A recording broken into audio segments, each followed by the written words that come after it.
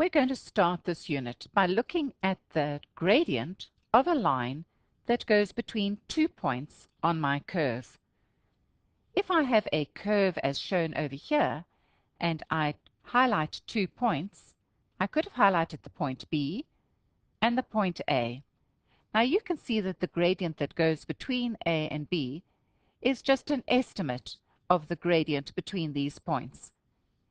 If I want to find the gradient, I would have said that the gradient, the average gradient, would have been found by taking y2 and minusing y1, the change in y, all over the change in x, so x2 minus x1. If I'd given my function a name, and let's call this function f, then I would have been able to write this same average gradient the following way. y2 is going to be the function's y value when x was 2. And then y1 is the function's value when I had an x value at x1. As I started with a y value at b in my denominator of my average gradient, I must start with the corresponding x value. So I must say x2 minus x1. I could have written this same formula the following way. You can see over here I had my first x value, and so in line with my first x value over here, I'm calling that x. From x, I moved a certain distance further, and that distance I'm going to call h. And so in other words, my second x value, x2, is going to be the first x's distance plus h.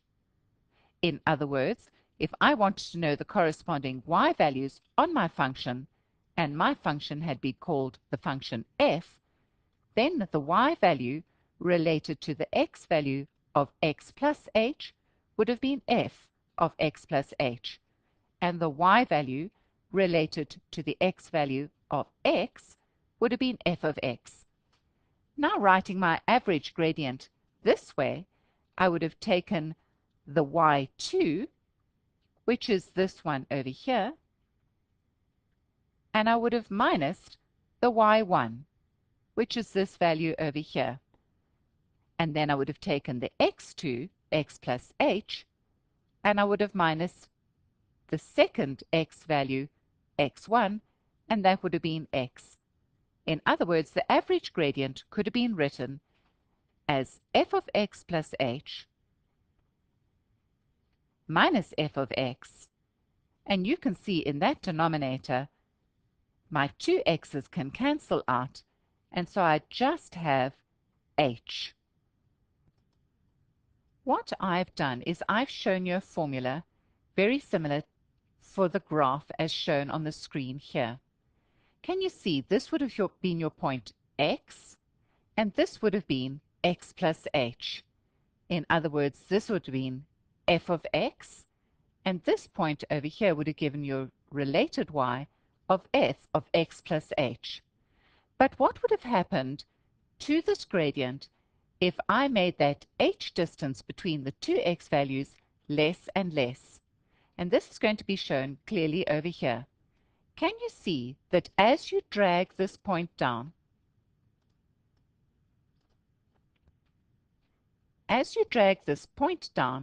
you're going to find that it's going to change your gradient. You can see that the gradient is getting flatter and flatter. And what I'm doing is I'm reducing h constantly so that ultimately I can find the gradient at a particular point. But what happens at that point? My gradient disappears. Let's take a look there. I still have a gradient. Over here, there seems to be none. Let's investigate why this happened. Can you see that when my 2 points lined up one over the other, the distance between the 2 points was 0? In other words, over here where I have an h, I had a big fat 0, which meant that my gradient formula was now undefined. But I know there must be a gradient at a single point, because I could have happily drawn that line in. What would have happened is my secant would have become a tangent. In other words, I would have been able to find the gradient at a single point. As I know that that gradient exists, I can say the limit as h tends to 0 of that gradient will exist at a single point. And I write my gradient formula as follows. This is called the gradient at a point, a single point, a specific point, which is the gradient of the tangent to my curve. I can also call that the instantaneous rate of change, where the average gradient would have just been the rate of change. This gets a special name in calculus, and I call this the derivative. If I'd been working with f of x, the derivative of f of x would have been f prime x. You can see that I can have different notations for the derivative, and I'll be introducing you to these as we go along. If my information had given to me as f of x, I would have used f prime x for the derivative, which would have been the gradient of the tangent to my curve. If I had given you the information as y equals an expression, you would have used dy dx for the derivative, which means the derivative of y in the variable x.